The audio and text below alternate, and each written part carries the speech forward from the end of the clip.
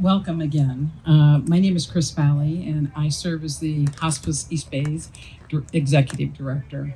And it truly is a pleasure to be with you this evening. We are here to honor and to remember those we no longer can hold in our arms, but will always hold in our hearts. I came to Hospice East Bay in March of this year, and in my search for the hospice I wanted to be a part of, it was critical to me that it was a not-for-profit hospice. The reason for that is that we were able to enhance our support and programming that for-profits are unable to do. Hospice East Bay has been part of our communities since 1977, and it's one of the few hospices that remain a not-for-profit. Only 25% in our country are still not-for-profit. So, yay for nonprofit. So far this year, Hospice East Bay has served a total of 1,060 patients, and the year isn't over yet, 45 of them in the Lafayette community. We are committed to provide high-quality, compassionate care to our patients and families, regardless of ability to pay. Part of why it was important for me to serve in a nonprofit was because of generous donors who make possible amazing programs that we were able to offer to support patients and families, like our veterans-centered care. We have a full-time social worker dedicated to veterans and their families. We help them navigate their unique end-of-life needs and the benefits that they have earned by being in the service. Our bereavement services, offered both in person and virtually, is available at no cost to anyone in the community, regardless of whether or not they were on hospice services.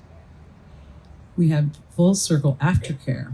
This complimentary concierge-style program supports families and patients by guiding them through practical, financial, and administrative tasks that follow the loss of a loved one so that they can focus on healing. Our Bruns House, our 6-bed inpatient hospice house, the only facility of its kind in the Bay Area, offers a home-like setting with 24-hour skilled care for patients whose symptoms require a higher level of support than can be managed at home. Families are provided support, peace, and space together in this special setting. In order to continue as a nonprofit, Hospice East Bay has recently entered an affiliation with other not-for-profit hospices in the Western region. While we will continue to operate under our own name and local leadership, and all fundraising dollars will stay local, this partnership will strengthen our ability to preserve and to expand our not-for-profit hospice care in East Bay, ensuring that our mission of compassionate care remains at the heart of what we do. Many of you know we operate 6 thrift shops. Those proceeds directly support our care programs, and we now offer an online store so that more of our community can participate and support us from the comfort of their home and from all over the country, actually. So given that today is Veterans Day, I wanted to talk about our We Honor Vets program. It's been on my mind. Our program is a rich support of not only honoring vets, but truly building a program around their unique needs at end of life. One of the lovely things that happens is all vets receive a quilt made by volunteers that has emblems of the branch of service that they served. These are precious to our veterans.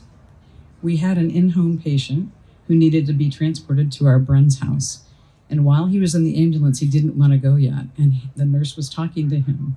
And the reason that he was not ready to leave yet is we had forgotten his quilt, or he had forgotten his quilt in his home and didn't want to leave without it. So our nurse went back in the home, got the quilt, and he arrived at the Bruns House with his quilt. That's one tiny example of the passion that these folks have for the service they have given this country and the honoring of that. And we want to make sure that continues with a strong program for our veterans. It's such an honor to be part of this community. So thank you for being with us this evening and for your continued support of Hospice East Bay and our commitment to the communities we serve. We have many people to thank. One of the things about hospice is it is a team sport. As you just heard, we have volunteers making quilts and nurses caring for patients and people going to our Bruns House or at home. And we have our bereavement services. All these things are a team, but none of them would be possible without our team of donors. So we want to appreciate Redney Associates and Pamela and Robert McQueen, Patricia Witten and Kathy Hilasky.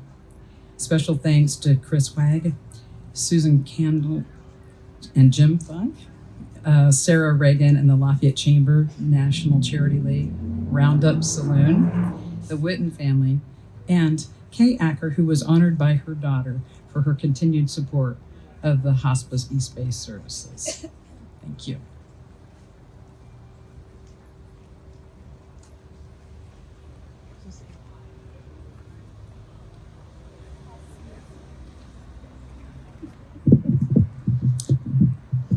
Hi, everybody. I'm Susan Candle, the mayor of the city of Lafayette. And thank you guys, everybody, for being here tonight. It's a lovely evening. Thank goodness it's tonight and not tomorrow, because tomorrow is going to be dumping. Anyway, so first off, I want to thank the Hospice of the East Bay for continuing this lovely tradition here in Lafayette, as well as so many of our neighboring cities. It's a wonderful event and helps us launch into our holiday season with a great symbolic gesture with the Tree of Lights. I also want to thank and honor all the veterans here. Thank you again for your service. So my family has used the services of the Hospice of the East Bay, as well as likely many others here, and are so thankful that they serve our community. What they provide is invaluable. They are kind, patient, and compassionate when we need it the most. For this, my family, we are so grateful. For all of us here now, we have shared loss, but we also share love and support. Whether we knew each individual being cared by hospice, they were all woven into the fabric of our communities, and they have made our communities stronger. How can we honor them here tonight? We can share their stories, we can be kind, we can make somebody laugh, and remember them as their best selves in our community. It helps us heal here. And with these beautiful lights, we can look up and remember each one of them so fondly. So take care, everyone, and thank you again for bringing us all together for this lovely tradition in Lafayette. Thank you.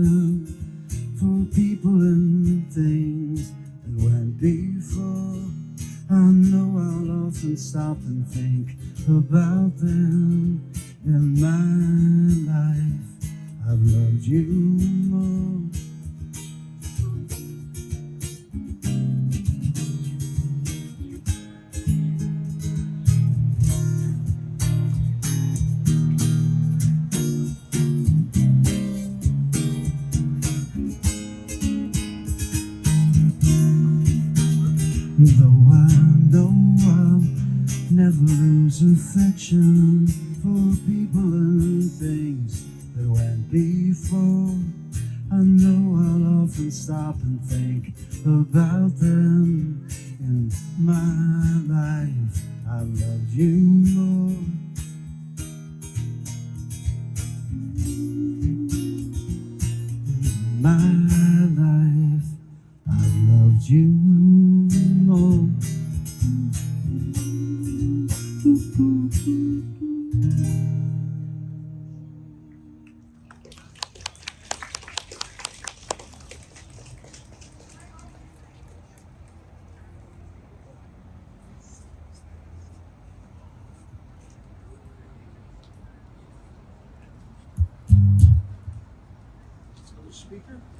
I gotta consult my program. Hi, Sarah. Is you? Oh, Candle lighting. It's time for the candle lighting. The lighting of the candles. should I start reading while we're doing that? And we're gonna bring up for poem reading, shipwreck poem reading, read by Sarah Reagan, the executive director of the Lafayette Chamber of Commerce.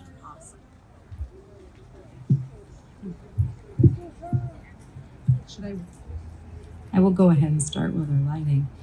This is an excerpt taken from the blog attributed to G. Snow, Shipwreck. As for grief, you will find it comes in waves. When the ship is first wrecked, you're drowning, with wreckage all around you. Everything floating around you reminds you of the beauty and the magnificence of the ship that was and is no more, and all you can do is float. You'll find some piece of the wreckage you hang on for a while. Maybe it's a physical thing, maybe it's a happy memory or a photograph. Maybe it's a person who is also floating. For a while, all you can do is float, stay alive. In the beginning, the waves are 100 feet tall and crash over you without mercy. They come 10 seconds apart and don't even give you a chance to breathe. All you can do is hang on and float. After a while, maybe weeks, maybe months, you find the waves are still 100 feet tall, but they come a little bit further apart. When they come, they still crash all over you and wipe you out. But in between, you take a moment, you can breathe, function. You never know what is going to trigger the grief. It might be a song, it can be a picture, a street intersection, a smell of cup of a coffee. It can be just about anything. And the waves come crashing. But in between the waves, there is life. Somewhere down the line, and it's different for everybody, you will find the waves may only be 80 feet tall or 50 feet tall. And while they still come, they come further apart. You see them coming.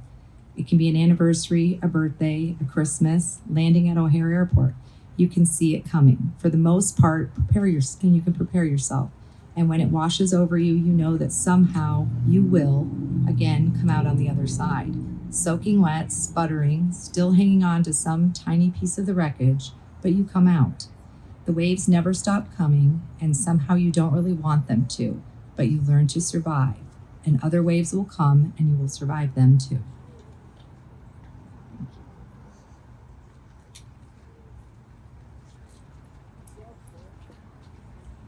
I'd like to bring Mr. Joe Lamello to the stage for the reading of memorial names. He's the manager of grief support and volunteer services at Hospice East Bay.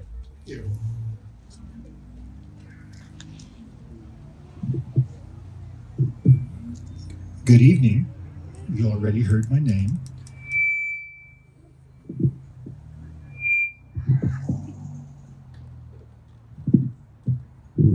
Sorry about that. All right, so I will be reading the names. I apologize in advance for any mispronunciations, especially somebody who's had his last name mispronounced for 60 years, but I will do my best. Also, before we get started, I just want to remind everyone here, if you are struggling with feelings of grief and loss, please know that Hospice East Bay offers free grief counseling to anyone in the community. So please feel free to reach out to me after the event. We have information at our table as well. All right. Celestina Bava. Gladys Berkeley. Ken Branch. Candell, Gloria Sarah Cohan Duffy, Tennies Redinger Cohan, Bill Compton, Virginia Cowden, Anne Denny, Charlotte Lee Deathrow, Dinah Deathrow, Grace Engels, Victor Emmerich, Janet Emmerich, Jim Fitzsimmons, Louis Grosso, Cephesia Grosso, Bob and June Herring, Ken and Mary Hartvigsen, Joan Hilasky, Don Jenkins, Edward Frank Johnson, Merle L. Jocelyn, James Kilpatrick, Josephine Kilpatrick, Joan Corman, James Corman, Gregory Corman, Onsi Lam, Bill Lee, Rita Levy, Joe J. Martinez, Bob McQueen, Zane Melmed, Barbara Moran, John Moran Jr., Aileen Nissen, James Nissen, Hilda Ortega, Joseph Pehanic, Jeff Peters, Kai Phelan, Greg Price, Karen Rose, Dr. Robert K. Sandberg, Lorraine Selleck, Robert Selleck, Jan Spiller, Virginia Uhalt, Frenchie Uhalt, Louis Vaughn, Sue Vinson, Fred Vinson, Mark Vinson, John N. West, Tom Whitten. Thank you.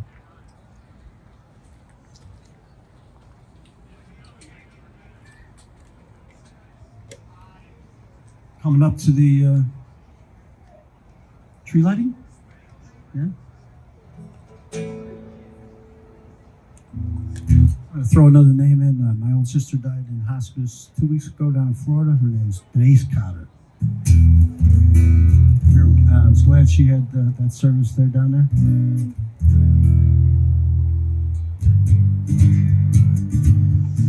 Do a little happier song. Another one by the Beatles. I've just seen her face, I can't forget the time.